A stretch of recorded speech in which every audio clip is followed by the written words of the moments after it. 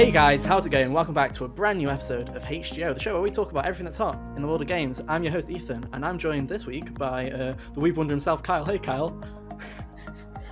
I saw you scrambling to fix your intro because you did the Hunter being first. Hunter's not here, dude. Hunter's not here, so I was genuinely terrified. I'm also here with the Scottish Smasher himself, it's Jack. Hey Jack. Nice haircut. Thank you. I actually forgot. I've not been on since I've had the haircut. So. No.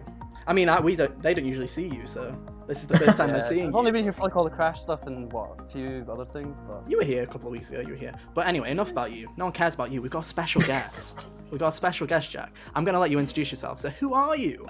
Hello, humans. I'm Yoshiller, and I apologize in advance. I don't have a webcam set up, but I do have a voice, and that is what I shall be using today. So, hello, welcome. It's so weird hearing that just in a normal context and not on a YouTube video. It's really weird. I'm flattered, but it's just hello, humans is just something I say. I don't usually talk like this, but for some reason, whenever I start a video, I go hello, humans, rather than just hello. I don't know. Yeah, man. It's one of those trippy experiences. It's like.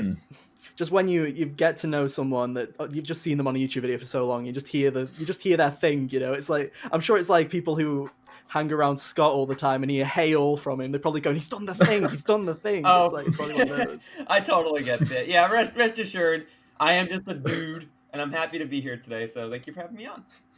We really appreciate it. Yeah, it's really cool having our first guest on the show, so it's awesome. For those who don't know who you are, do you want to give a little bit of an introduction to yourself before we get started? For sure. So, hi, I'm Yoshiller. I'm usually known for wearing a Yoshi hat. Under normal circumstances, I make a bunch of videos for my own YouTube channel. I've been doing stuff every day, and I've been making videos for, I think we're doing 12 years now on my current YouTube channel. In recent times, my view count and subscriber count has been fluctuating, but I'm still doing what I can. In today's day and age, I do daily Animal Crossing videos, and I also regularly compete in Super Smash Bros. Ultimate, and while I've never actually won a tournament, I'm no slouch. I've won my fair share of games and ranked fairly well, so I'm pretty proud to say that. Yeah, I'm proud you have said it. Yeah, I used to compete as well. I don't anymore, though. Did you compete in Smash 4, Melee? Which one did you compete in? Smash 4. Gotcha. Number one in Scotland. He wouldn't like to flex it, but he was number one in Scotland. Wow. Yeah. 4 years. Good use. Good character. Yeah. Just a tiny flex, Jack. Just a tiny flex. But yes, if Wait, you didn't know, this is what what character did game. you use? Yeah, go on. I gotta know. What character? Yeah. I used to play Toon Link. Wow. Okay, cool. He was. Yeah, Toon Link, mate. I still hate you for it. I genuinely still hate you for it. Yeah, we try to have like a casual session of Smash like online sometimes, and they just both all get fed up of me. The bombs are annoying locally, never mind online, dude. Never mind online. But yeah, anyway, this is Hot Games Only, where every week we come to you and talk to you about everything that's hot in the world of games. You can find us on podcast services everywhere and on YouTube. Just search for Hot Games Only or go to bit.ly/thegiggers. All of the support would be greatly appreciated. Any subscribers, all of that. We'd love it. We are live every Monday at 5 p.m. UK time, 12 Eastern. You can work it out from there. And other than that, I think we can just get into it. Our topic for this week, the reason that we've brought Yoshiller on today, is to talk all about Smash Bros. So we haven't talked about Min yet, so we're going to get into that. And then later on, we're going to do our Fighters Pass predictions, where we go through what we think is going to be the remaining Fighters Pass 2 roster. So yeah, I think that's everything. It's a mess. Can't wait. It's going to be interesting because I know at least we have no idea what your we know each other pretty well. So I had an idea. I'm like, Kyle's going to put this, Jack's going to put this. So I'm like, I don't know what Bradley's going to put. So maybe you'll have something completely different. I literally had to go, oh, I want this person, but I'm like, oh, but I know Jack's going to put it. So I just kind of moved on. We had that one moment when we were doing our lists. I had to change or something. It's all good though. Just to make it a little bit better. It's all good though. It's all good. So yeah, let's start off with Min then, I guess. So initial impressions of Min. It's been a while. We've had like over a month now to actually play her. And I'm not going to lie, this has probably been a pretty inactive month for me playing Smash. I have played Min quite a bit, but what are you guys' initial impressions of her as a character now that the kind of honeymoon period is over? Who wants to go first? I'll go first. Hey, I don't mind. I'll go first. Go for it. My initial impressions, like the day she came out, I was like, uh-oh, I don't know if I like this. This is weird because I like characters with this concept I call flow, where each of their attacks kind of goes into each other. Like if you use an aerial and then you land on the ground, from there you can kind of pick whatever attack you want. Like the animation goes nicely, the combos go nicely. Everything just feels like it fits for that character. So in my case, I play Yoshi, and people joke about like, oh, you can just mash as Yoshi and win. And I mean, you're kind of right, because all of my attacks flow into each other. But there are other characters where you don't really mash, but their attacks still work in conjunction with each other. Like you can throw out most of Joker's attacks and follow up with whatever you want. You can throw out someone like Captain Falcon has good flow. Min Min, although she has some attacks that go into each other, like I know like down tilt into up smash is a common thing, or like nair into forward tilt. She has stuff. I think she has like nair. Yeah. She has that. All characters do, but all of her attacks don't go well together. Her whole thing is like, all right, punch once, maybe punch twice, and then take a break. And so I was like, I want to play this character, I do, but I don't think it's gonna go well for me. Then, after playing for about a week or so, I kind of started to understand it better. I was like, okay, this is just a character with a steep learning curve, and now I really like her. And I'm not great with her, but I've done some fun things with her. I've used her in online tournaments at this point. I am pleased with how she plays, and while I'll always have my gripes where I'll say things like, I wish her down air just functioned like this. I wish her recovery was another character with a dive kick. Yeah, well, like I wish you could cancel out of it, right? But it's so lazy. I've always thought with whenever they're doing characters, it's like slap a lemon dive kick. Plummet attack. It's so annoying, and I think Ethan's also mentioned it quite a bit as well, but he's hated the fact that there's been so many characters with tether recoveries as well. Yeah, the Fighters Pass, it's every other fighter at this point, it feels like. So we had Joker, we've had Byleth, and now we have Min Min. But to be fair, I like Min Min's quite a bit. Min Min is and it also makes sense. It makes sense. It's like when people It's like when people were complaining about all the newcomers having counters in Smash 4. And I'm like, all right, well, two characters deserve to have that, and it's probably Little Mac and Shulk, because those are characters who are like founded on that mechanic. So anyway, back to Min Min. I like how she plays. I have my gripes with her, but I do like her. She just has more of a learning curve than I would have preferred, I guess. Yeah, I can feel that. Jack, I'm gonna go from professionals to casuals over here. So I'm gonna let Jack also have. I'm gonna have you talk next, Jack, so that me and Kyle could just casual corner real quick. So go on, Jack. Honestly, I don't have very much to say on her because I've not been playing a lot recently with Ultimate. But from what I've played, I actually kind of liked her. What I'm more interested in, though, from the competitive side of Smash, I really want to see how she does in doubles, because she can just hit everywhere. That's true. Yeah. Like, legit, she just hits across the whole stage with F smash, and I'm like, what? The really cool thing I thought, like, I think she just works really nicely. How they've done the whole arms mechanic with swapping arms. Yeah. I think that is like one of the sickest thing that character has, is like the fact they can swap arms, and it basically changes. And they made it feel good as well. They didn't make it feel clunky. That's what I love about it. It's not like this really slow rubbish attack. No, it's good. And then on top of that, God, I'm going to end up losing my train of thought again at some point. there is a quite. I did say I didn't want to have a lot on Min Min, but from what I've played, been fun. I've known, like, playing a few matchups, she has her weaknesses here and there, but overall I think she's kind of a well-designed character. Yeah, that's pretty much what I would say about Min Min so far. Anyone want to add on? No, I mean, I agree with you, man. Yeah, I agree. Yeah. Go on, Cal. Pretty much same, honestly. I like Min Min's playstyle, but I feel personally she's a bit too stiff for me. She doesn't like offer enough to make me want to play as her outside of friendlies. I think that's kind of what Yoshiller was saying as well. But there's no there's no combos and whatnot. Yeah, she works really well though. I like the simplicity in her design. She doesn't really have any specials either. It's just the B button is her second arm.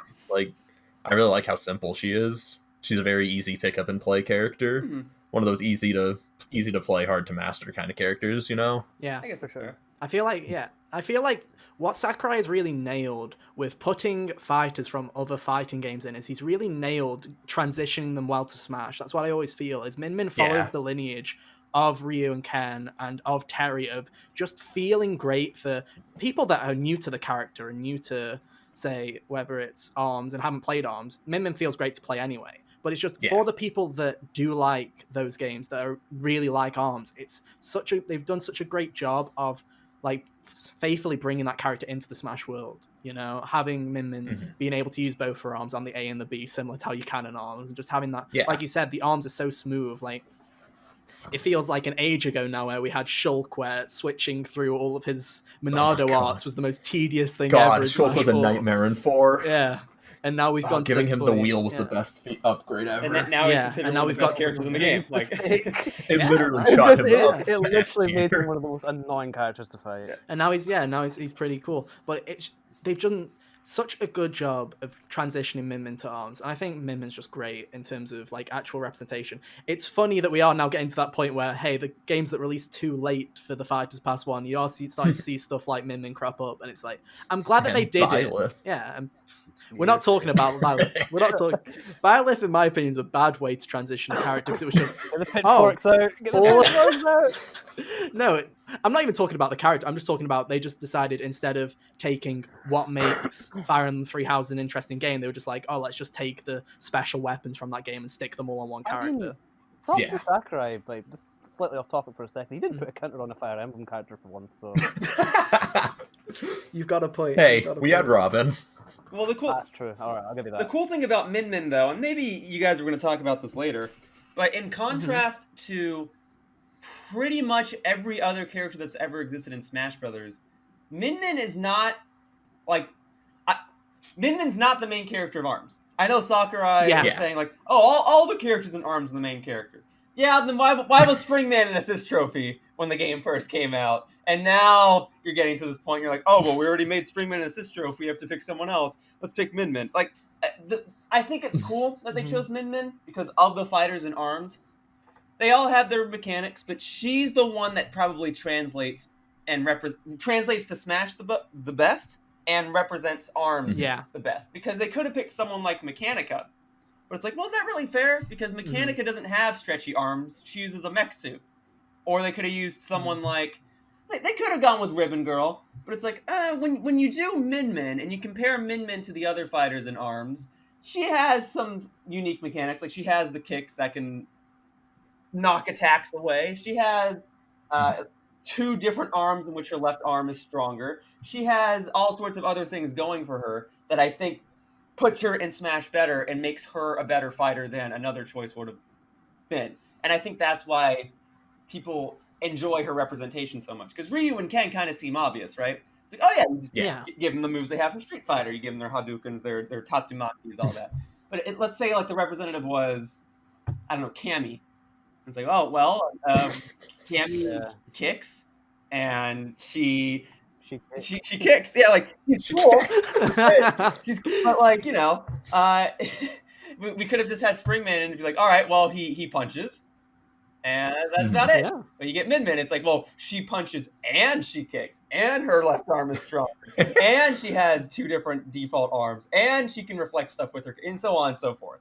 So I think it just leads to I didn't actually play ARMS, but wasn't it that a lot of the characters in ARMS had secondary abilities like Min Min didn't? So all the characters in ARMS had a unique gimmick, including Springman, whose gimmick was that when he was at, I think, a quarter of his health remaining, he was just always supercharged. Yeah, it would just be Go Meter. It would just be Go Meter from Terry, pretty much. Yeah. but Min Min... you know what? I agree with you. Maybe it was the best choice that they put Min Min in. Yeah. But Min Min's main thing was that her left arm was stronger and that you could charge it just by shielding. But like all the characters had something. Twintel could float. Ribbon Girl had a third jump. Master Mummy could heal himself. Crazy. Yeah. So it was just a matter of which character do you pick which character's unique gimmick is the most translatable to Smash. So I think Min Min was a safe choice. And it's a great character to pick. Like, as someone that played I played quite a bit of ARMS when it came out, but kind of took a massive break. It was Min Min that was kind of the one that I remembered the most. It was like either that or Twintel. Right. And I'm not going to even talk... Like, Twintel, I would have loved to have seen Twintel as well, but her float would have been busted. So we're not going to talk about that. Someone that could also have the air space, no, I'm good. I'm all right. She would have the peach float. Like, you don't need that in addition to the range that Min Min had. It's like, no. Yeah, could you imagine? Could you imagine? We do not need another big stuff. Be absolutely incredible. But no, I really like Min, and like I say, I just like the idea of them going for a character that isn't what you instantly think of. Like it's not just Springman, right? It's like I remember when Byleth came out. I'm gonna bring Byleth up again. I'm sorry. She's a character in the game. That's fine. Yeah, but when Byleth came out, I remember a lot of people were like, even people that like Fire Emblem were like, oh, but they could have done Edelgard, or they could have done one of the other characters, not just the main playable character, which is what they seem to always do with Fire Emblem now. Mhm. And it's just one of those things to see them just go, okay, let's think about it, which one actually translates best, and let's pick that one. That to me was like, it's actually refreshing. And I'm glad that they did it, because I remember there was a small part of me that I don't remember if we said it on the podcast or not, but when they announced that a fighter from ARMS was going to come out, I remember them saying, who could it be? And I was like, if they do this, who could it be? And then go, it's Springman. I would have been like, oh, that would have been like the most Nintendo move ever, but still, it would have that would have really disappointed. That would have been the only choice that I would have, ironically or unironically, depending on how you want to look at it, would have upset me. Because I was like, you're going to spend 3 months building up hype for the fact that it can be any fighter from ARMS, and you still went with the default option. It's just the Like, guy. why didn't on you the Like the box. default, Why yeah, didn't it's like you the set that default up? skin, yeah. So the fact that they played it like they did and actually built upon the fact that it could be anybody was what made it fun. So Yeah. Yeah. I'm cool with how they did it. I think it was the best way to do an ARMS character reveal as well. Right. Because I feel like if they had just straight up announced it, everyone would have been like, oh, ARMS, yeah, cool. But the fact that they went, up front, it's ARMS, but who is it? So people got over the fact that it was ARMS first for the people that didn't want ARMS, and then all the people that like ARMS can go, ooh, I wonder who it is. And then there was like this month of speculation. And I feel like people liked that. I think Sakurai going forward wants to do the presentations where he unveils the character in the presentation like he did with Byleth. Yeah. But I think what he might have realized, or maybe he's just trying it out, he wants to be able to tell people, like, this is a character that's coming, but I don't want to disappoint you in case it's a character you don't care about.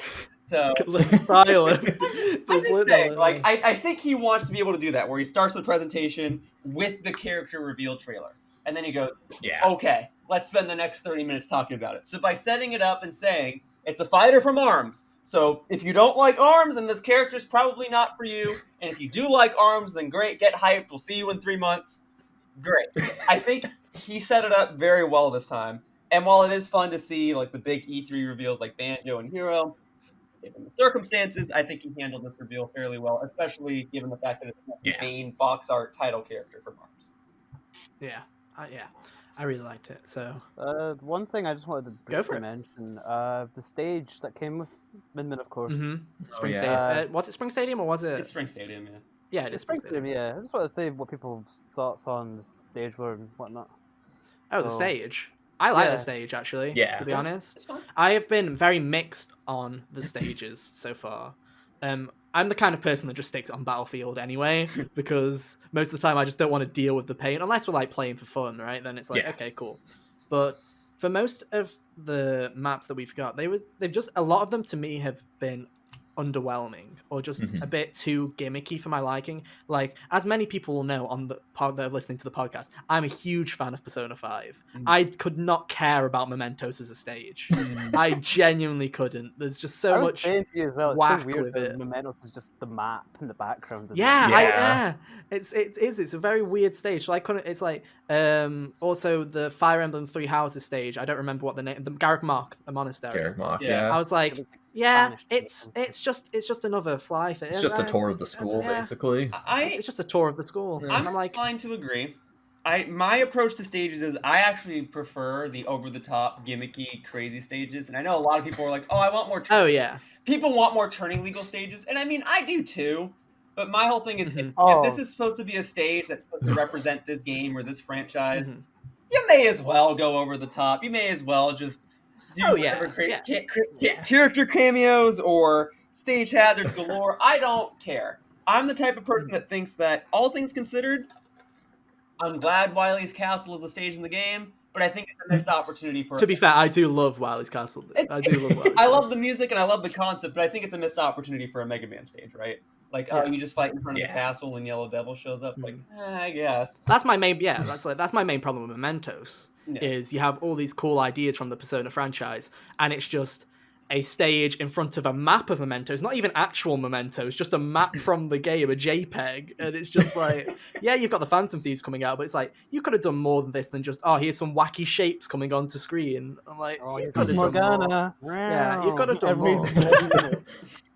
You could have done more. But no, I really do like Spring Stadium. Yeah, I was gonna say, with that said, like Spring Stadium, in terms of representing ARMS, it's like, yeah, that's the default arena. I guess it's not Min Min's arena, but it doesn't matter. She's representing ARMS. So I think it's fine. I think they probably could have done something a little more, but like for what it is, I actually kind of like it. Mm-hmm. I like that it feels like you're in the world of ARMS. That's like my one thing is like when you go there and you've got the billboards in the background, whether or not Springman's icon on there is the right one or not, which it isn't. But we're just gonna ignore that for a second. Ruin your like whole point. I knew you were going to, so I'm like, if I say it now, then no one can call me out on it. But it just my immersion's been broken. I didn't notice until someone on the internet told me. I wouldn't have noticed either. Yeah. But I just really love how it genuinely, whether it's the audience or just the entire aesthetic of it, it feels like it. It doesn't feel like, for example, with Garreg Mach, it's just a tour of Garreg Mach. This feels like, I feel like I'm in an ARMS stadium here. I feel like this is ARMS, and that's what I really like about it. As for like I like the spring step things are interesting. I think that, to me, I like the original. Like I can play base Spring Stadium and have a good time and not feel like, oh no, the ceiling's interesting. I like it overall. I think it's pretty good. I think it's a great casual stage, like in general. I know like Smash Twitter was having an absolute field day when that stage came out, and they're like, I can't believe you put a ceiling on it.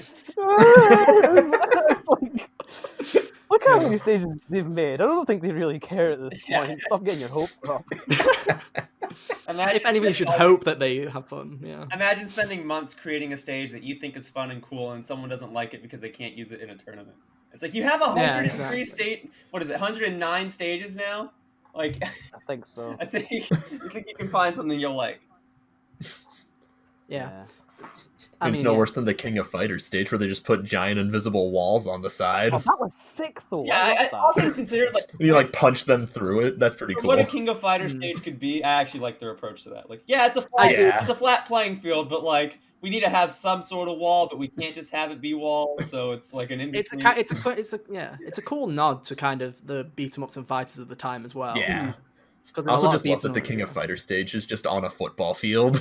That's the part that really gets me. Why not, dude? Why not? You know? But no, I'm looking forward to seeing what comes up next. So, I guess, has anyone got any final thoughts on Min Min, or are we good?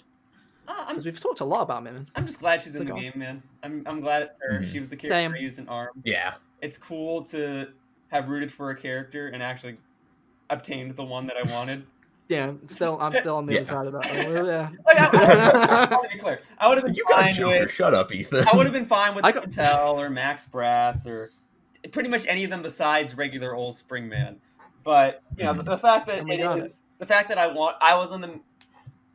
How do I put this? The fact that we all had our own little like campaigns, like no, it's Twin Tail, no, it's Min Min. Like, obviously, they can't all win, right?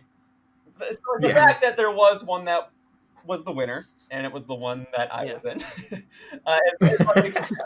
So, with that said, I do think it's a very interesting way to start off this Fighters Pass. I think it is an interesting one. Yeah. I think it's a little weird that Sakurai spent all this time making Smash and then went through 5 DLC characters and then was like, all right, now I'll add an ARMS character. Like, I think that's always. I mean, we can have this discussion in a minute. Okay, go ahead. About that. Well, we can have this. I guess I will.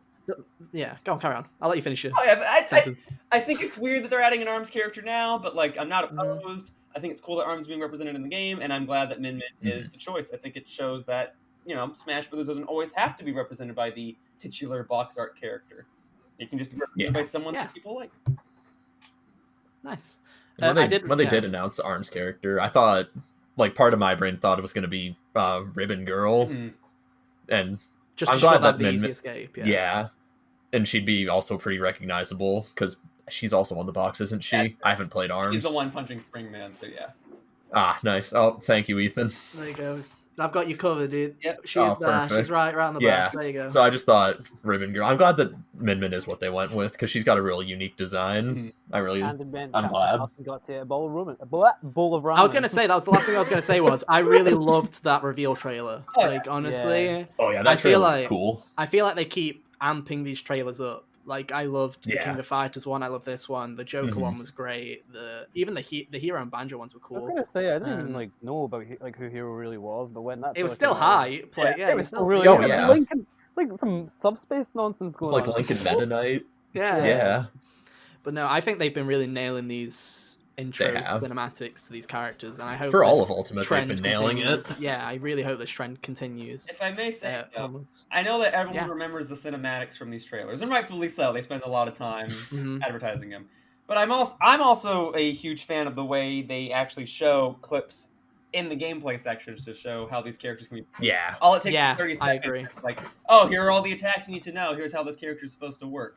And it's for reasons like that I really appreciate something like Min Min's trailer, where they did show everything, and you can look at the gameplay clips, and you'll see people react and say, she can change arms! Oh, look at the range! Oh, look at the costume colors! And the gameplay... She's got a reflector! Yeah, and the gameplay's only 30 seconds of the trailer, but people always talk about the cinematics, and it's fine, but I think more shout-out should be given to the gameplay sections, too, because they very carefully showcase what these attacks are and how they flow into each other, I guess, kind of tying back into what I said earlier. So, yeah, that's my... I feel the gameplay meshes really nicely with the trailer itself, with the cinematics. Right. And just these Sakurai directs they've been doing. I feel like it's the best of both worlds. You get the intro cinematic for the people that want the hype moment. You've got these gameplay sections for the people that don't want to watch this entire 30-minute dissection of the character and just want to get a quick glimpse and then download it for themselves. And then you just got this full-blown, like, nerd... like 30-minute section just full of everything that everyone could possibly ever want to know about the character afterwards as well. It's like everyone's winning and no one's kind of being left out, which is cool. Yeah, exactly.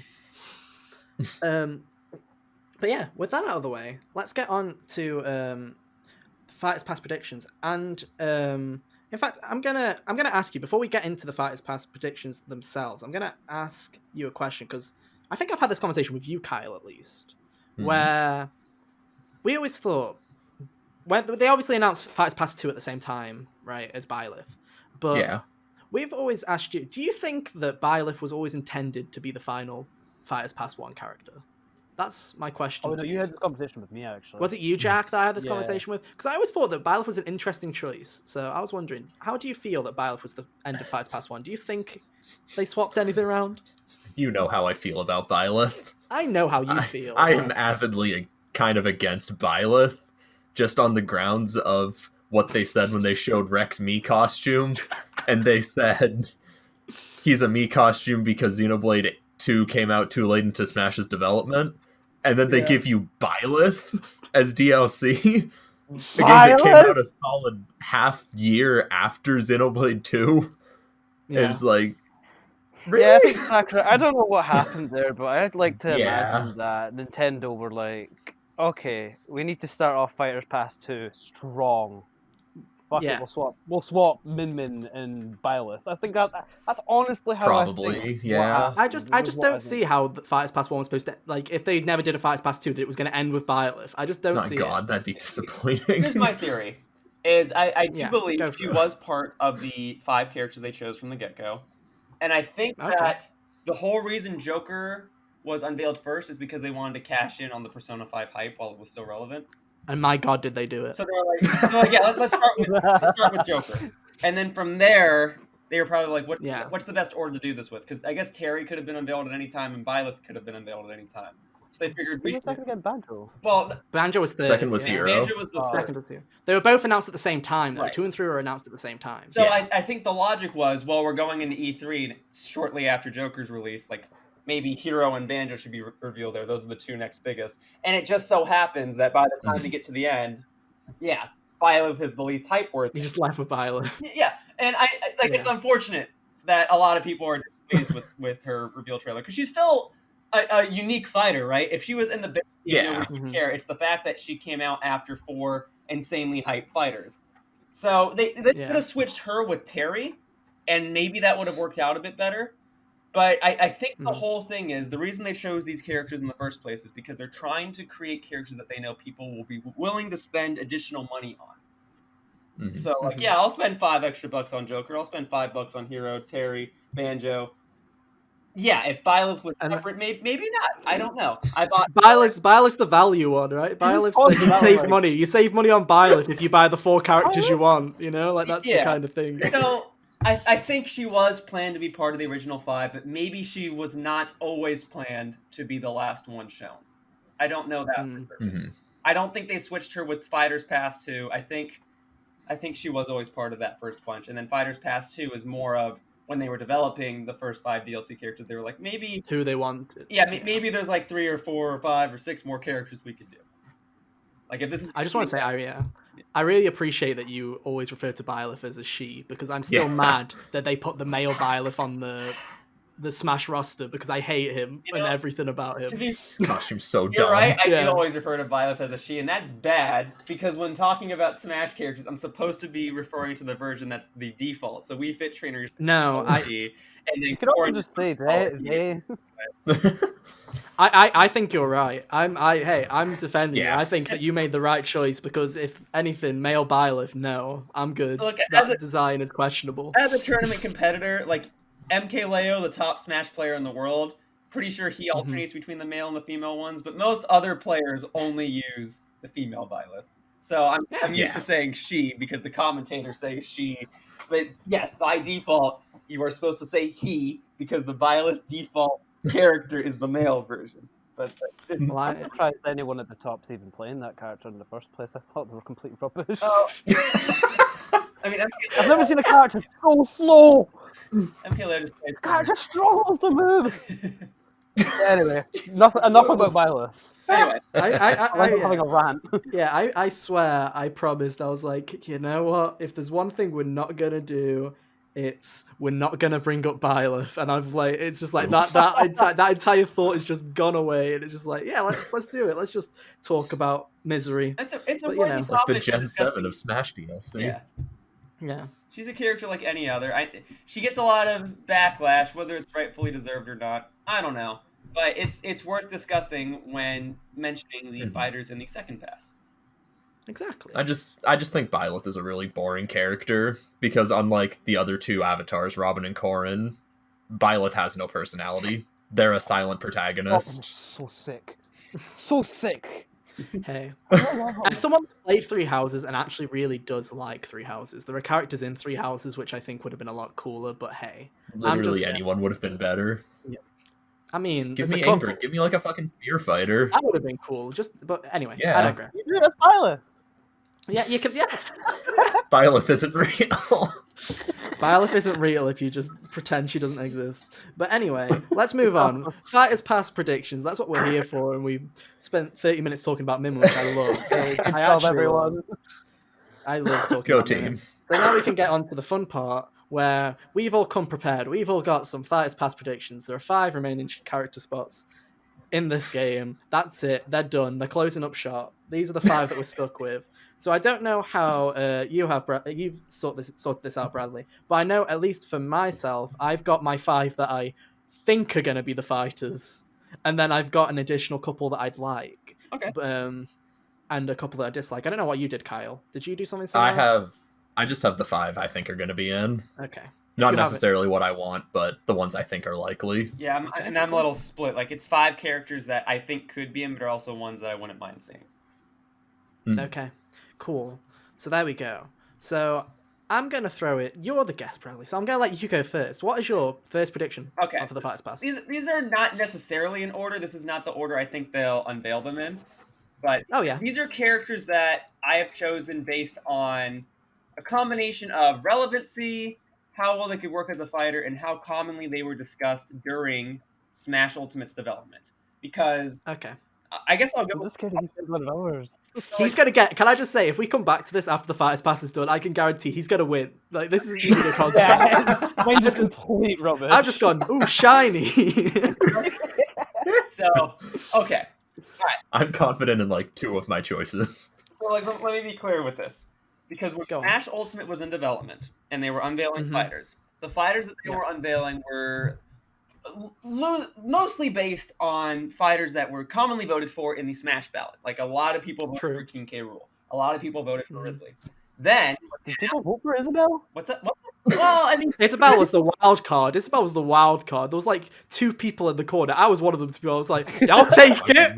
I'll take it. That's Hell yeah, I love Animal right? She's still a popular character, but it's important to note that the Smash ballot ended in 2015.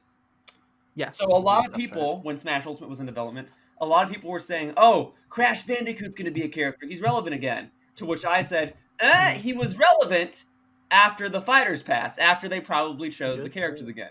So I don't really think someone like Crash Bandicoot would have been chosen for the base game for Fighters Pass 1.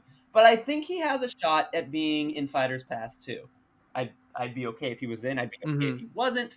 Not a super big deal to me, but I think he has a shot. So that's just character number 1. It's just Crash Bandicoot. So your first character is Crash Bandicoot. I did, yeah. Jack. Ooh. What, was it yours? Why is it always me to do? Anyway, no, I'm saying you've also got Crash on your list. I know for a fact. That's the first one on my list. Yeah, basically, Brad, you just walked into a bunch of Crash nerds right here. So, like... Yeah, when Fighters Pass 1 was in development, I said, no way Crash Bandicoot is one of the characters. I know a lot of people wanted him. I said no, because these characters were chosen during Smash Ultimate's development. But Fighters Pass 2? Yeah, I'd say it's more possible now. I didn't put him on my list, but I mainly did it because I thought someone else would bring it up. Because I 100% agree with you.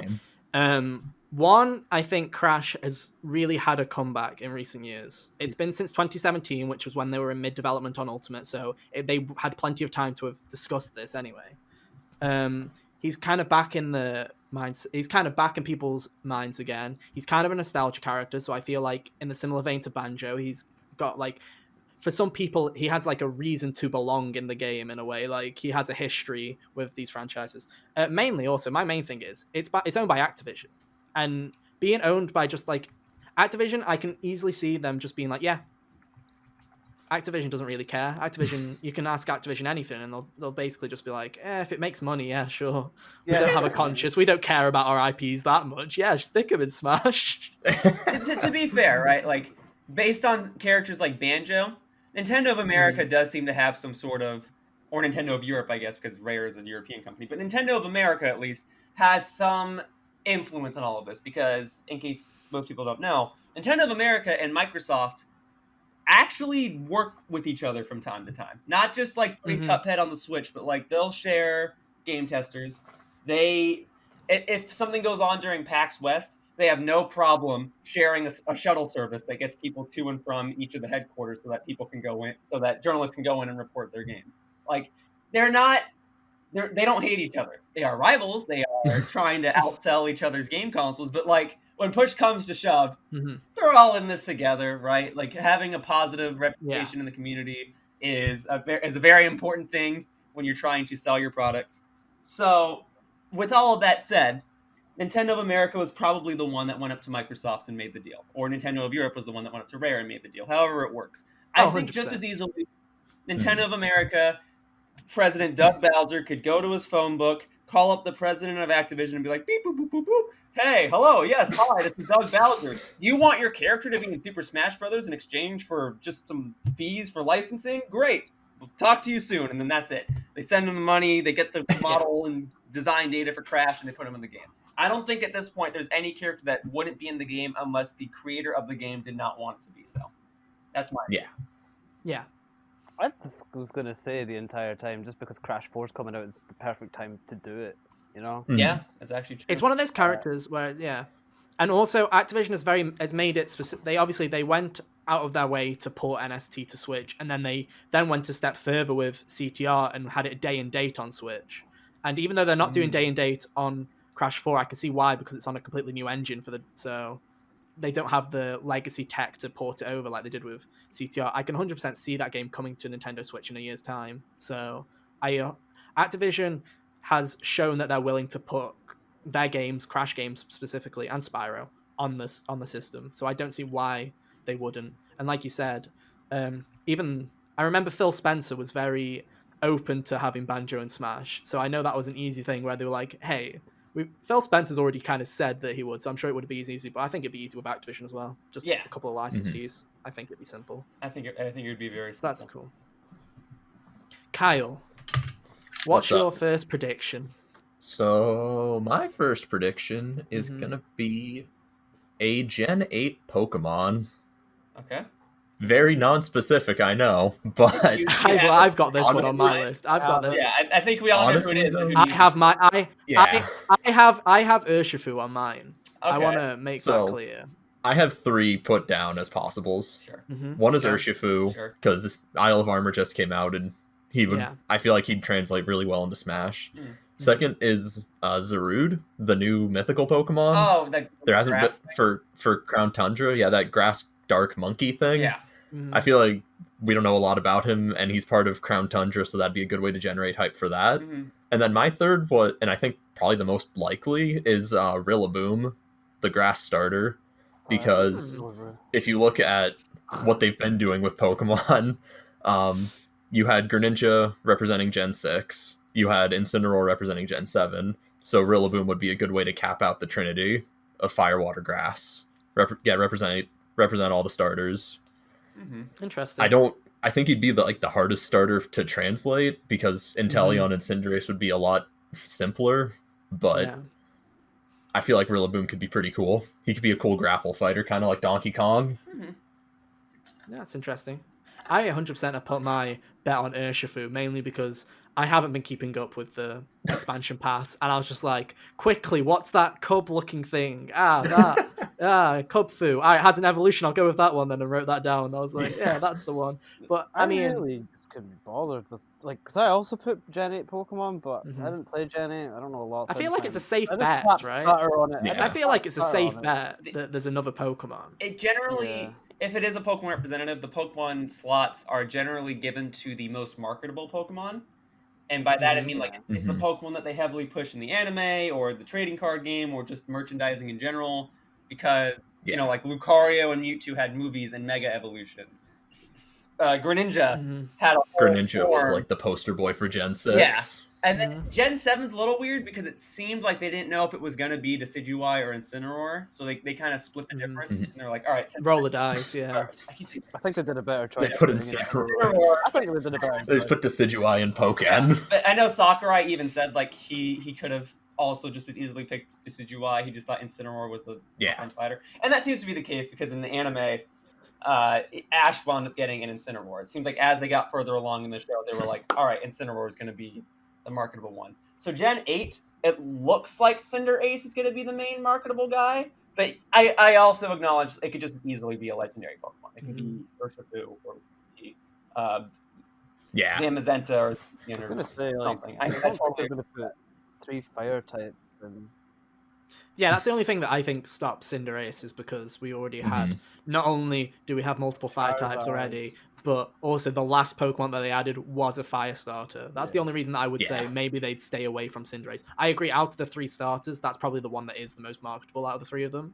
But I don't think typing stops them. I think it's just as long as the character has a unique moveset. But if Cinderace is for some reason Cinderace is too similar to, let's say, Captain Falcon or something, I can see them going, you know, maybe Rillaboom is the more unique fighter. Like, I can totally understand that. Okay.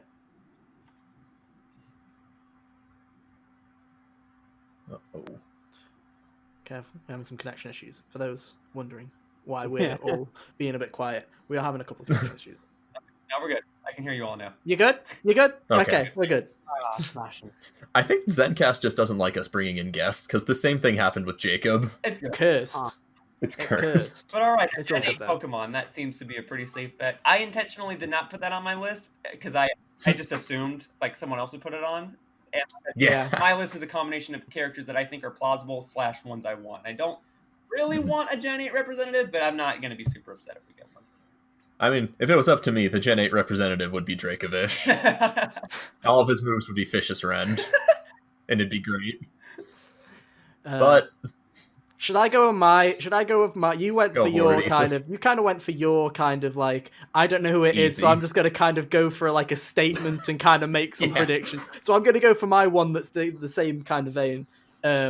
New Zelda character from either Breath of the Wild or to tie into the sequel, because this Fighters Pass is going till December of next year, and I feel like there's a reason for that. As long as well, now COVID's a reason, but I think originally there was a reason, and I feel like I feel like it's time for a new Zelda character as well.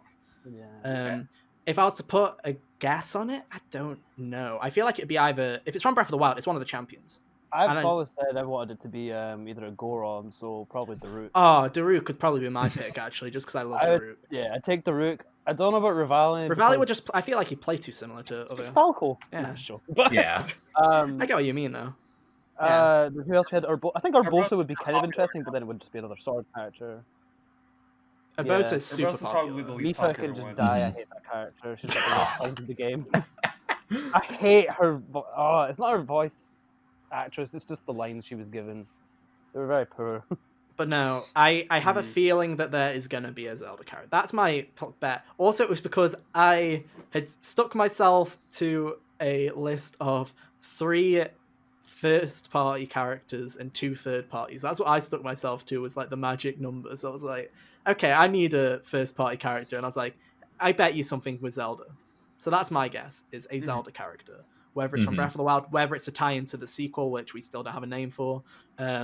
Whatever it is, I feel like it would be a good tie-in, and I feel like it's something that Nintendo would kind of push in the same way that they pushed Byleth.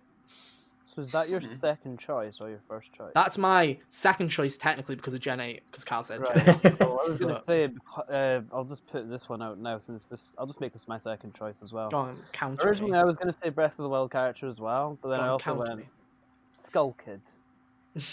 And then I realized this is just not going to happen. At this point, I would say probably not. I think it's a little too late. Same. I think that one's not. Mm-hmm. All right. My second character. But there you go. At this point, I'm trying to go based on who were the characters that were requested for such a long time that if Sakurai was sitting here and was saying, this is my last Smash game, what are the final things I have to do before I can say I did everything I wanted to do? Mm-hmm. And I do think that Geno has a fair shot, just because he's been requested since Brawl, and Sakurai has acknowledged him, and we haven't seen his Mii costume yet. And given the fact that, Square and Nintendo worked to put Hero in the game, I imagine that Sakurai could go back into their office and say, hey, I'm doing another Fighters Pass. Can I get the licensing rights for Geno? I think that Geno is possible.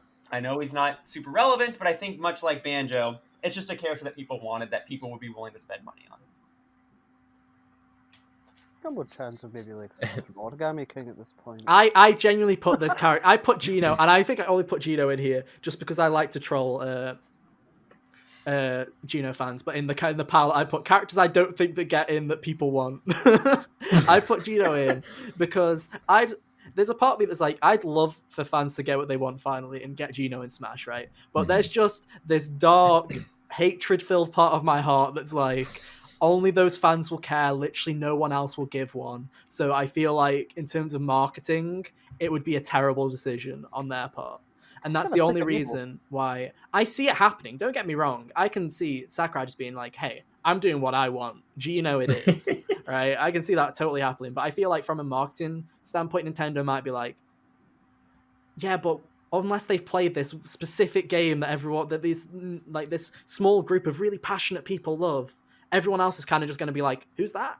Even when I feel like the most we got with that was there was a couple of people that didn't know who Terry was, right? And you had Hero got a lot of that as well. So. Hero got it, but the thing is, Hero's massive in Japan. Massive in Japan, right? Mm-hmm. So that's the only thing that's stopping me. In my heart, I'm like, yes, I hope it's a character that gets in for those people. But at the same time, I'm just like, no, Nintendo hates fun. Nintendo hates niche little characters. It's not going to happen. They put Banjo in just to make us happy. I think Geno would be a very similar boat. Yeah. Mm-hmm. I can see it going. I'm in the boat of Geno fans. He is. You do love Geno, Carl. But no. He was the only Mii costume I ever bought in Smash 4, and you couldn't even use Mii's online. In tournaments. Nice. I never, but yeah. In tournaments, you were only allowed to use the default Mii stuff. But as time went on, even though you were only allowed to use the default Mii movesets and the default weight and whatever, each Mii had a preset Mii made on console, so that if you wanted to compete with one, you had to use that costume. And the Gunner always had the Geno costume. So if someone would rank high enough with Mii Gunner, they would sometimes be represented with a Geno icon. So hopefully that got Nintendo's attention.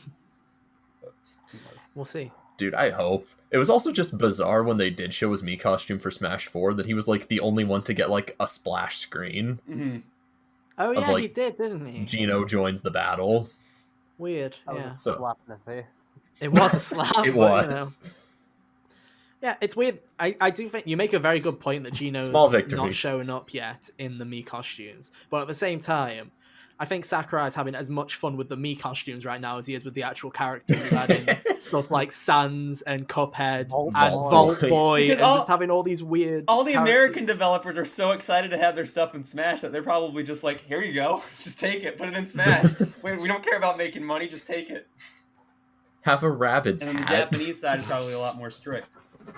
Yeah. But yeah, that's pretty cool. Who's on this? Cal, have you said your second yet? I have not. Go for it, Cal. What's your second pick? All right, so I think my second pick is going to be Shantae, Oh, the Shantae series. okay. I think she's a super popular character. She's been widely requested. Min Min just disproved that spirits can be fighters. Shantae has a spirit. Mm-hmm. I think it adds up. WayForward is a really good indie developer. I feel like they'd put a lot of care into how Shantae gets made.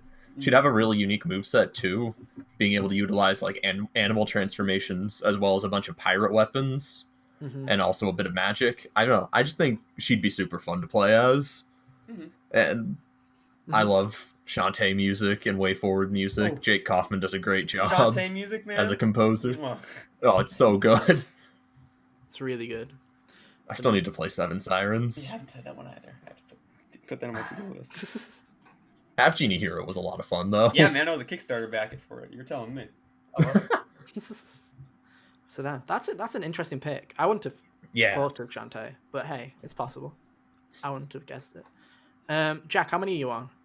Are you on two technically? I think what I've talked about Crash, Generate Rep. I'm on my third. Oh, and Go I on. also mentioned I actually mentioned Skull Kid already, so I guess I'm on my fourth already. Okay, we'll skip you then. Well, I'll do I'll do mine. Yeah, in the similar sense of 2D platformers, Kyle. Here's mine. And I just want this was one where I was just like, I want this to happen more than I think it's gonna happen, but I'm just gonna say it anyway. Will it into existence? Rayman. And Oh yeah. my thing is, the one big thing everyone always says is he's in Brawlhalla, and to all that I say, Smash doesn't care.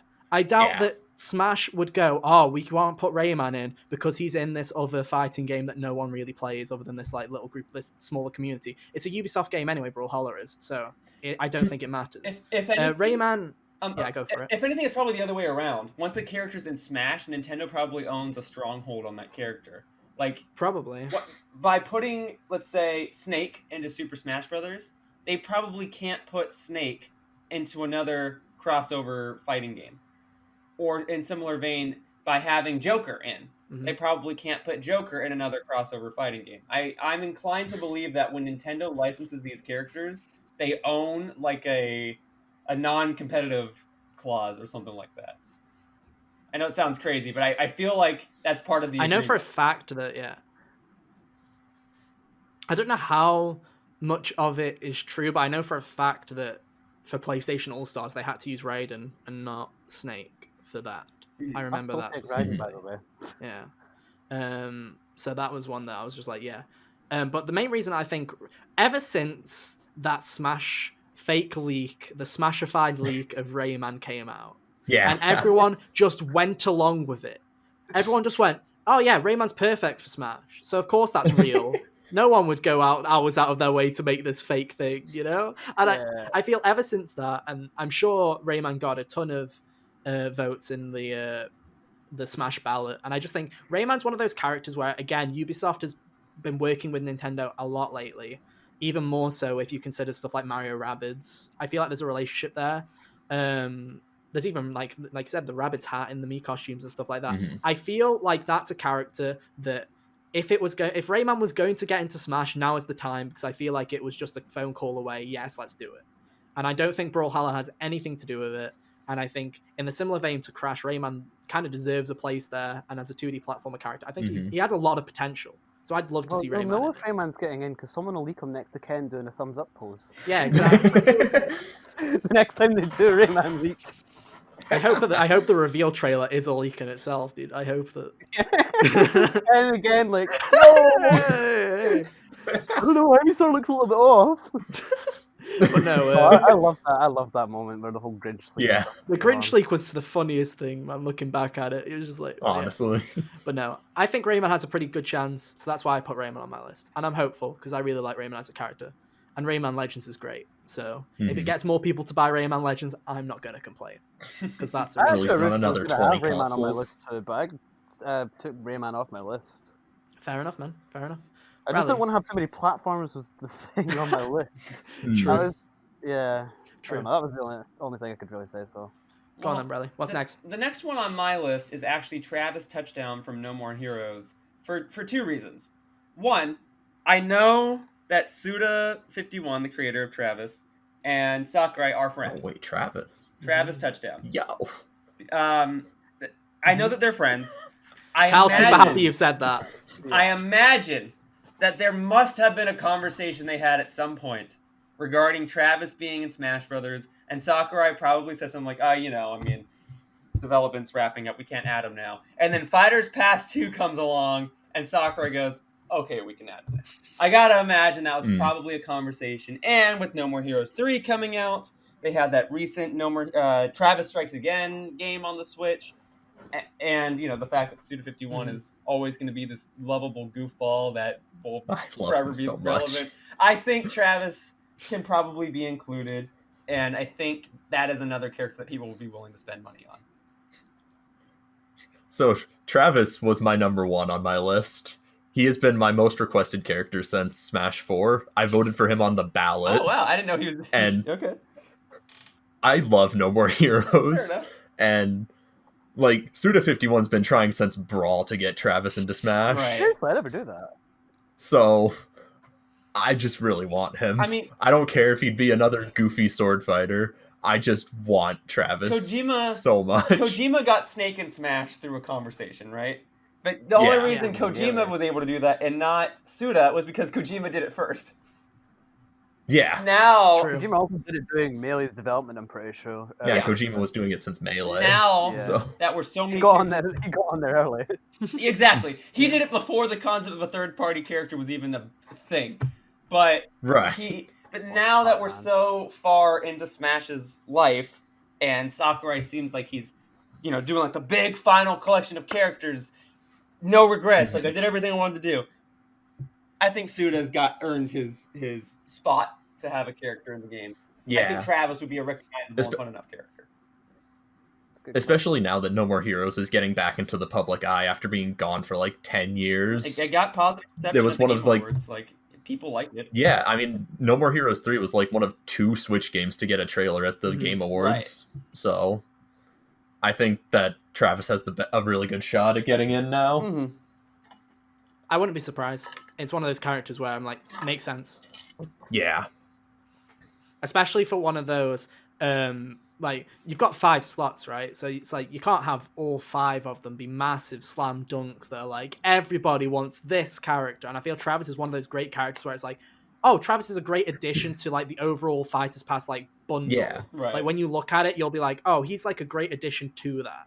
Not necessarily something that's huge that everyone's going to go Joker that. I need that. Let me buy the Fighters Pass. It'll be very much I get Travis and he's a cool character and maybe I'll go and check out No More Heroes 3 when that comes out. Mm-hmm. Right. Stuff like that. I think he's a great addition in that regard. He's certainly not a big name character, but he would still be welcomed. Right. Mm-hmm. Kind of like Min Min. Yeah. In a way. Yeah. Travis is probably more well-known than Min Min, even though ARM stole a little, yeah. 10 years ago, he would have been. Right. Yeah. Outside of the fact Min Min didn't exist 10 years ago. That's also true. But, No More Heroes was, super popular back then. Right. It's been re-released. People have ways to play it now. Yeah.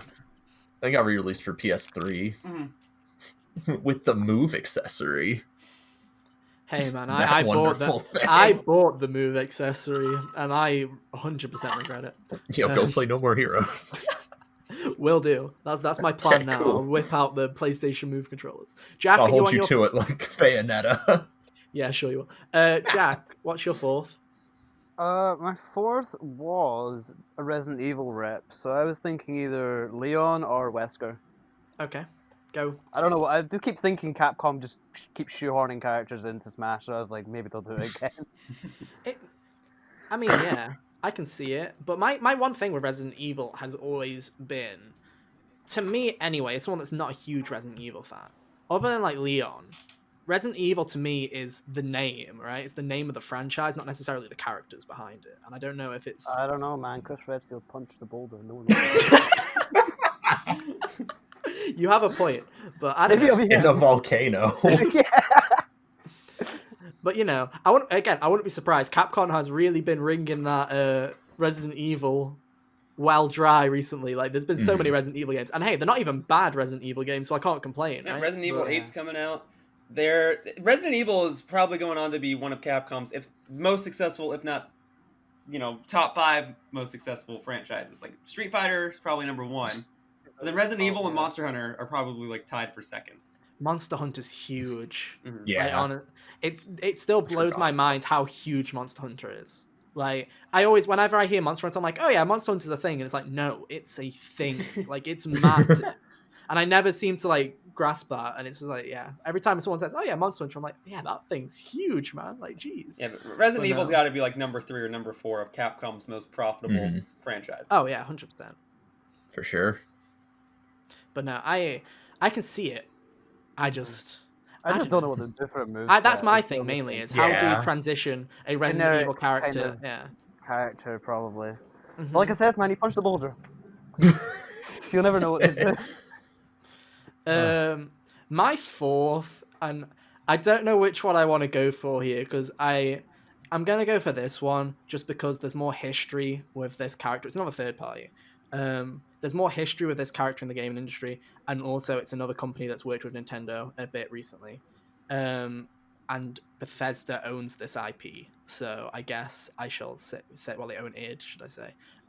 I'm just gonna say it. If there's going to be a shooter character that's going into Smash Brothers, it's not going to be Master Chief. I think it'll be Doom Guy. Okay. Yeah.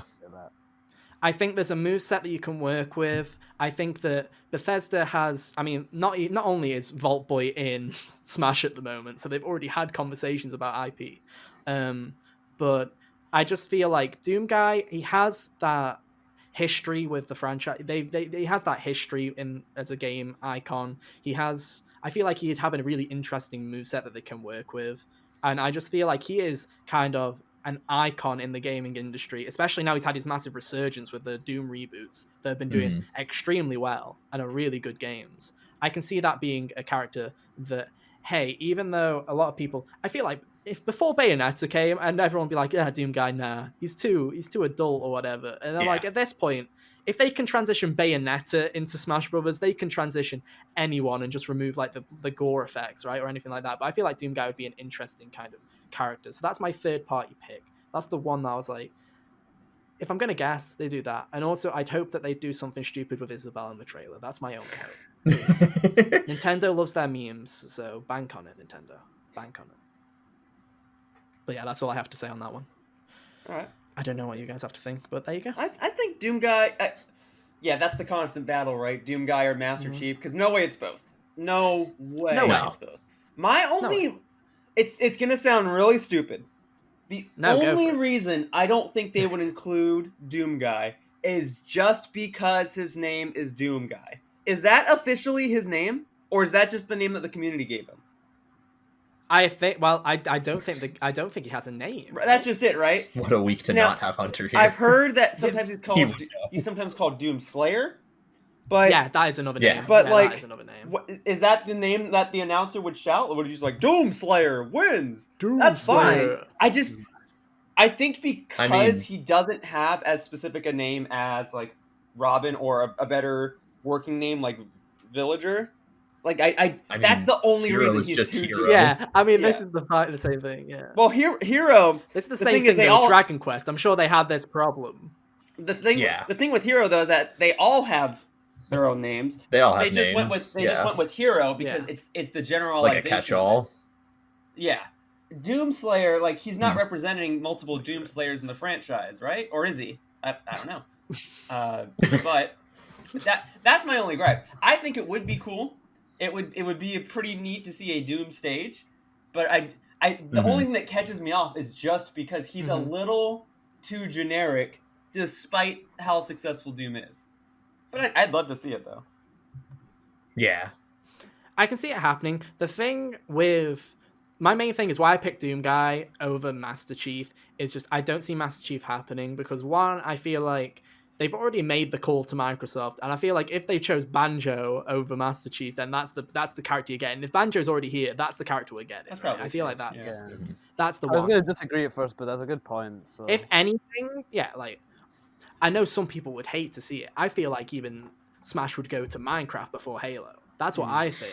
Because I don't think Minecraft's because Minecraft's the biggest IP in gaming, right? If they were going for the big names, I feel like that's what they would have gone for. So we're actually. I feel like Master Chief is on like.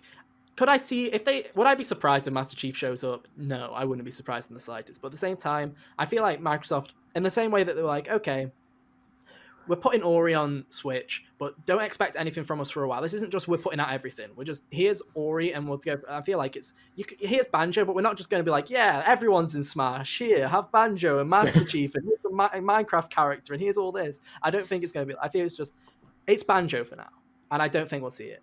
And if they want to, I'm sure it's a lot easier for Nintendo to have gone to Bethesda than it would have been to then go, okay, let's sort out the rights to Master Chief. And it's probably cheaper for them as well to get a similar character. That'd be my guess anyway. But no. That's my fourth. Doom Slayer / Guy. Whatever preference that you want. There you go. Have we all got one left? I have two left. Oh, then you guys go for it. Right. you guys go. I'm gonna lean back. You guys go. You can take it, Bradley. All right, I'll take it. So, this character isn't the next slot that I have is I wrote it down as a level 5 representative, and it would either be Professor Layton or Jibanyan from Yokai Watch. The issue with Professor Layton is that he's not as relevant anymore, but he was super relevant during Smash 4's development. I know a lot of people wanted him, and I know that Nintendo has as far as I can tell, has no problems working with level 5 on stuff. Yokai Watch, though, it seems, if I'm not mistaken, Yokai Watch is made by level 5. It seems to be like their big franchise now, and I don't think that in one Fighter's Pass, I don't think we're gonna get 2 characters from one third-party company. Like, I don't think we're gonna get 2 Square characters in one Fighter's Pass, right? Same. I don't think we're gonna get 2 Capcom characters. I think agree with that. like, if we get Geno, we're not gonna get Sora, or vice versa. If we get Sora, we're not gonna get Geno. So I figured, what's another company that Nintendo could work with? And I thought level 5 made sense. And it seems like the 2 most possible candidates from level 5 are Professor Layton or Jibanyan, but not both.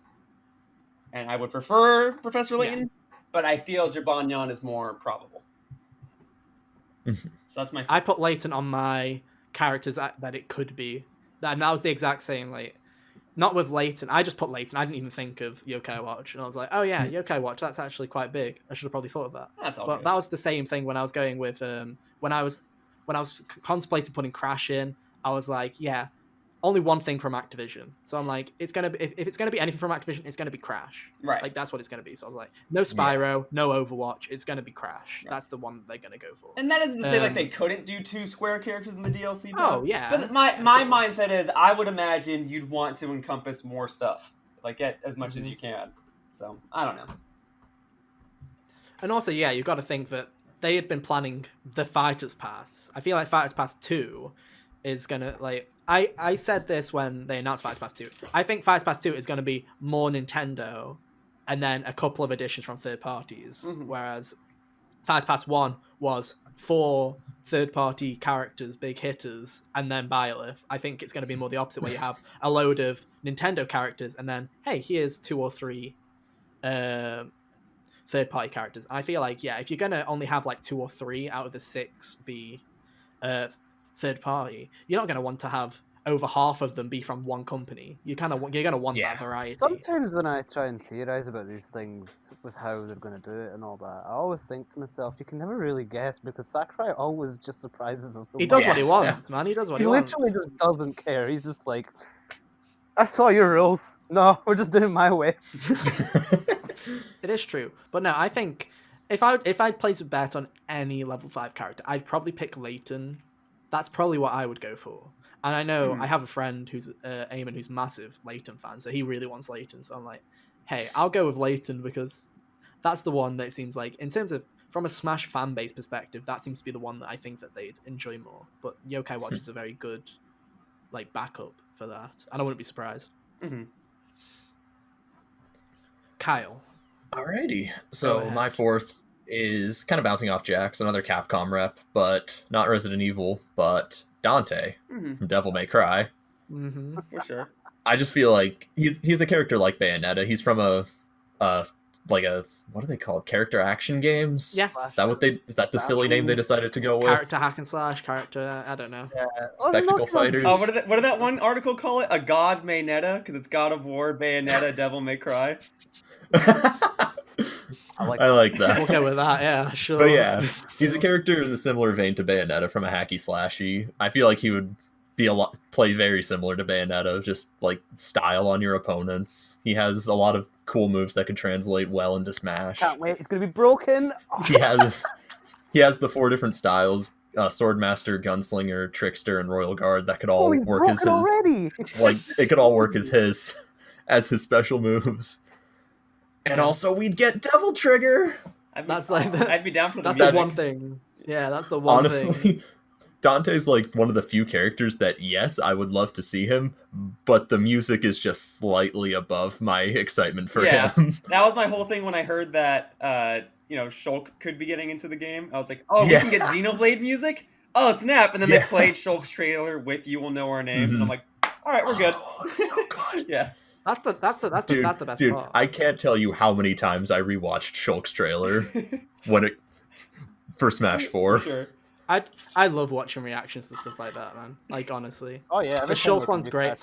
The amount of times I've not just watched the Joker reveal trailer, but just watched other people watching it, just because I just love that moment where the card flips and everyone just loses their mind. Like, oh, it's stuff Smash like that. Bros. Yeah. For Smash real? Bros for real? Like, yeah, and then everyone breaks laptops and stuff because they're that shocked. But In like, hindsight, Dude, I couldn't sleep. I had trouble falling asleep when Joker got announced. In hindsight, I was way too excited. it should have been a dead giveaway that it was Smash, because when the trailer starts, it says rated E10 in the corner and not rated M.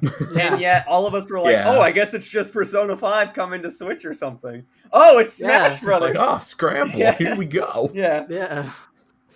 Still waiting for Scramble, but no, yeah, it's just Smash Bros. I was the same because I hadn't played Persona at that point when that reveal trailer happened, and I just loved Persona's music already. So that was like the big thing for me, was like, same oh, here. we're getting Persona music in Smash. That's great. And then it was like the character was great too, so that was a bonus. But I just love the music, and I think that Devil May Cry, it fits again in that same essence of it's got a history. It's a well-known IP, and I feel like it would fit at home. They'd People have to make love some Dante. tweaks. Yeah. Hunter. I mean, that's Hunter's one that he wants. I know that for sure. He doesn't need to be here for that one. So yeah, I agree. That's a cool third-party pick. Jack. Plus, Devil May Cry was DMC 5 was pretty recent, so and people loved it. People loved it. Yeah. So there you go. That's a solid pick, and I hope it comes true just so I can play. I do too. And that's about it, really. Everything else is a bonus. Yeah. Jack, final pick. What is it, man? What's your final pick? So, it was mentioned earlier, but I had a bit of a squabble in my mind with what I really thought about this character, because how I thought maybe they're just going to do something absolutely wild doing this like whole roster of the ballot, and I was thinking, what if they do like a 2-in-1 kind of like release? I don't know, because obviously with COVID situation and all that, the development everything's probably changed. It's probably been all changed in that. But what I like to have imagined was they were probably going to do something along with Crash and also Spyro, Mm-hmm. So I thought Spyro, but I don't know, like, it's just something I thought it's probably never going to happen, but it would be really cool if they kind of like released them together. Did they do that for Smash 4? Did they release any characters together? I don't remember if they Well, did. technically, Corrin and Bayonetta came out on the same day. Ryu and Roy, I think. Yeah, Ryu, Roy, Lucas, and then the Dreamland 64 stage were on the same day too. Gosh, that was a wow! I didn't realize that was a big day. Yeah, wow. But no, like it'd be interesting to see them do a double. But as much as I love Spyro, I just don't see it. That's my one thing. Is like it's gonna be Crash. Yeah, it's like in the same way that I love Overwatch, but I'm like, I don't see it. You know, I just want it, man. I'd love an Overwatch rep, but and Overwatch, I feel like they could do something with Overwatch, but I feel like if they're going to Activision for something, they're probably going for Crash. Mm-hmm. As much as Jeff Kaplan tries to get Tracer into Smash, I just don't think it's going to happen. So, you know, but hey, we'll see. My final one is. I'm glad Kyle told me beforehand that he didn't put this on, because I'm putting it on because I'm not giving up until it fucking happens, which is never. I'm still mad about the Rex outfit, Kyle. I still can't take it. That trailer still makes me cry. I'm putting my final one as first party, and I think I haven't put Rex and Pyra. I am just straight up putting it as Aegis. I think it's going to be a Xenoblade rep. I think that a Xenoblade rep will happen. You've got to put the faith in. You've got to believe, Kyle. And I think it's going to be Pyra / Mithra. That's what I think. I just believe in someone else. The idea that I had, which I was telling Kyle a bit earlier, was at first I thought that it was going to be a mechanic with, like, say, Pyra in the background and Rex in the foreground. That's what I thought it was going to be. But I came up with a similar idea because they love doing, like I said with the grapple hook earlier, they love having Tether recovers, right? So why not have a multiple charge recover thing? So I was like, we're going similar to how Joker charges up our Sen. I thought that Aegis could power up, and if you played Xenoblade 2, if you're a nerd out there and you played Xenoblade 2 like I have, you know that at a certain part in the game, Pyra / Mithra becomes, is it Numa? Is that how you pronounce it? Numa, which is basically like a charged up blue form where she's super broken. So I thought that could kind of be a mechanic where you kind of charge her up and then releases in a short burst. So that's my idea, because I still want a Xenoblade. I'll take anything from Xenoblade at this point. Yeah, I will genuinely take anything. But that's my guess, is they went back to ARMS from 2017 and they were like, okay, what are the characters that we kind of missed out on the first time? And the two that screamed to me from 2017, because the big releases were like Mario Odyssey, obviously Breath of the Wild, ARMS, and then Xenoblade 2. Obviously you had Splatoon 2 as well, but Inkling's already in. But you had ARMS and Xenoblade. Those were the two that were kind of just left alone. They were like, we don't have time for those ones. And I feel like those are the two are needed. We've got ARMS. Please, Sakurai, make good on the freaking Mii costume. Finally, thank you. But there you go. That's mine. So, I'm going to bounce off you real quick, because my last is also a Xenoblade character, but not from 2. It's Elma from Xenoblade X. You may say Elma. Yeah. Nice. Go on then, Cal. So she's kind of like the main character of Xenoblade X. There was your avatar character, but they're a silent protagonist. So Elma gets the role of main character to me.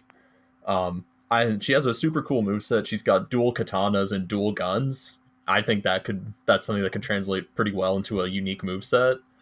And she's just so cool, honestly. She's one of my favorite characters, and I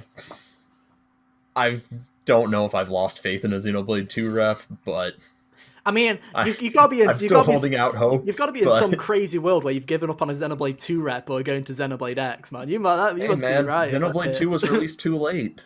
Hey.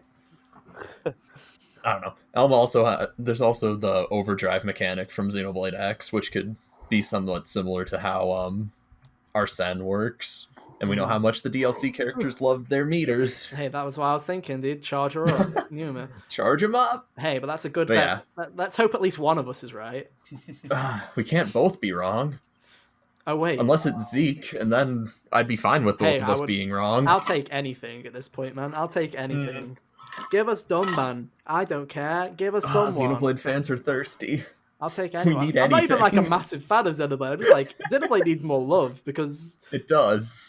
Shulk's great, but come on, there's so many cool characters in the Xenoblade universe that you could use. Also, I'm still upset they didn't put any Xenoblade X music into Ultimate. Yo, I am too. Yo, we have lost Yoshiller. I think we Have we lost Yoshiller? Oh, he's back. I'm here, folks. We got him. Hi. Hi. No worries. You're Sorry back. about that. I don't know what happened, but I'm here now. It's okay. How much did you miss? You guys were saying we can't both be wrong, and then I got kicked out. Okay, cool. You basically missed nothing. Great. Yeah. But anyways, I'm still upset Xenoblade X music didn't get put into Smash. There's a lot of great songs on the soundtrack. The music, it was worked. I think some of it was even worked on by the Kill la Kill. I don't know. Or Attack on Titan. Probably. Attack on Titan. Oh, Yeah. okay. Cool. By the Attack on Titan composers. So There's so much I good could be music wrong on that. in X and 2. honestly. And they did not give us nearly enough. Yeah, They especially. gave us like 3 songs from 2. And they weren't even the and then called best it good. ones. Honestly, no. Also, Torna has But- some great ones as well. Yeah, Torna has great music. We can get the battle music. The battle music. I'll take it. But no. Anyways, Bradley, Radley. cap us off. All cap right, us off, well- dude. What's your final prediction? My final prediction, going off of the same mindset of it would need to be a character people would be willing to purchase individually, separately, and it would need to be a character that doesn't already have a third-party representation in the Spider's Pass. So that leaves me with Namco. And I figured if That's a good Namco, choice. if Namco was gonna have a representative, it would. My prediction is that it would either be a Tales of rep like Lloyd, or, and I kid you not, Mr. Driller. And the only reason Mr. Driller. I know it sounds weird, and it's probably not going to happen. I totally acknowledge that. The only reason I say that is because they're still making Mr. Driller games. He just had one come out on the Switch. And I feel like if Sakurai was looking at Namco's collection of characters, he'd be like, all right, yeah, Mr. Driller. But I acknowledge that, like, I don't think any fan went to the Smash ballot and was like, oh, you know what character I want? Mr. Driller. Like, I don't think that happened. Mr. Driller. But I'm sure people did vote for, like, Lloyd or a Tales of character. Yeah. And that's probably a bigger possibility because the composers of the Tales of games worked on Smash. Lloyd was a Mii costume in Smash 4, and I don't think it's come back yet. I don't think. So... No, I don't think so. I don't think Yeah, so. I don't think either. so. I think it's good. Maybe. I don't keep track of Mii costumes, though. It's all good. But not that a Mii costume necessarily deconfirms, but you get it. Yeah.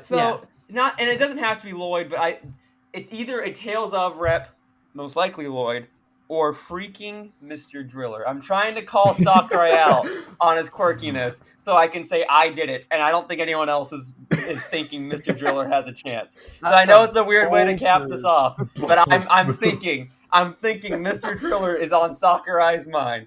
I'm waiting for that. Travis touchdown, I'm all for that, Gino, man. I'm probably all for that. Professor Hell Layton, yeah. Crash Why not? Bandicoot, I had not heard and of Mr. Driller. If that doesn't make it to the Fast Pass 2, man, I'm just gonna be ashamed. I'm like, what? No. Imagine having Mr. Driller and Travis Touchdown. It's not a real Fast Pass 2 unless Layton and Mr. Driller are in it. And that's a fact.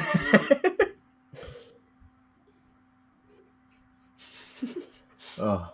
We're not getting lucky, are we? He's back. We got him back. He's back. I'm here. Yeah, that's it. Awesome. That's all I got. That's all I had to say.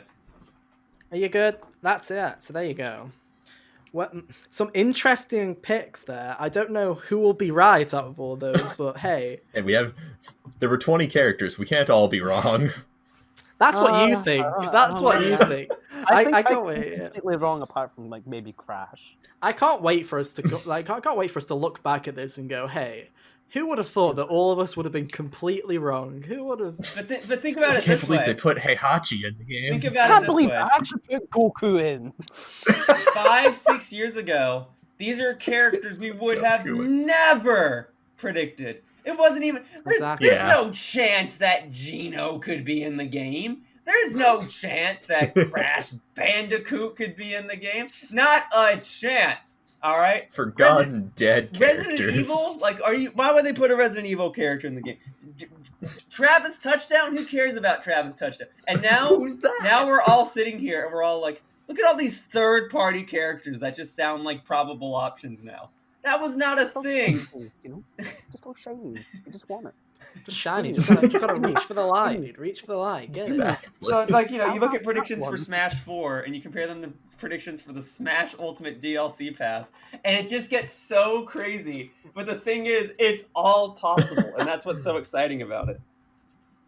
Yeah. We're so spoiled, honestly, with the content. Yeah. It We genuinely really is. are. Yeah. For all of the problems that Ultimate has, man, the character roster and just how crazy it's got, the point that we're at now it's crazy to think of where we are. We would have thought we'd be having a podcast about a second fighter pass. Yeah. Like, Who knows, man? Who knows? But hey, Who knows? What this newcomer is going to be in Super Smash Bros. Ultimate? I don't know. But that's where we're at. guess we'll find out. Guess we'll find out. But yeah, there you go. Those are our predictions. Why don't you let us know what your predictions are down in the comments or on Twitter? I don't know how to wrap this up. Let's wrap it up like this. Bradley, where can people find you? Thank you so much for coming on the show, for one. Yeah, It's been a pleasure. Honestly, That thank you about so wraps much, up dude. this podcast, and I'd like to thank you all for listening. You can find me if you simply type in Yoshiller on YouTube. That's me with the Yoshi hats, and I'm also at Real Yoshiller on Twitter. And like I said at the beginning of the podcast, I do daily Animal Crossing videos, and I will be doing 2 videos a day, depending on what other topics become relevant. So if you want content, I got content. All the links will be in the description below. Or if you're on podcast services, I'll also include them in the description. Or just head on over to our Twitter. We'll probably have added everybody on there, so you can do that. Kyle, where can people find you? You can find me on Twitter at KDavisSRL, or you can find me live streaming on Twitch, twitch.tv/KDavisSRL. Nice, Jack. Where can people find you, man? oh, sorry, brain fart. You can find me on Twitter at Jakobin. Yes, brain doesn't work. You'll get there, dude. You'll get there. Yeah, at Jakobin1996, and you can also catch me on Twitch. Twitch.tv/Jakobin. I got you, Jack. I got you. Oh my god. I think my brain's just. And you can find me on Twitter at Chaotic Ether and on the same Twitch. So yeah, go on, head on over, give us a follow. More importantly, though, go follow our new podcast Twitter at Hot Gamers Only on Twitter. Go down there, give us a follow for all the notifications. At the Gigas YT if you want all the regular stuff that we make, where we are planning on doing some other programming at some point in the future. But man, script writing's hard, man. We're working on it. We're working on it. Otherwise, you can come back here every Monday at 5 p.m. UK time, 12 p.m. Eastern, and catch a new episode of HGO live wherever you want it. And it's all great. Again, thank you, Bradley, so much for being on the show. It's been a pleasure. Yeah, thanks for having me on. It was fun. Nice. Man. Been good. Nice. It's been good. Let us know if you ever want to come I would back. be flattered. Anytime, man. Anytime, man. You can come on anytime. But no, that has been our show. Thank you ever so much for listening. And we'll see you next week for another randomly scheduled podcast. But until then, see ya. Toodaloo.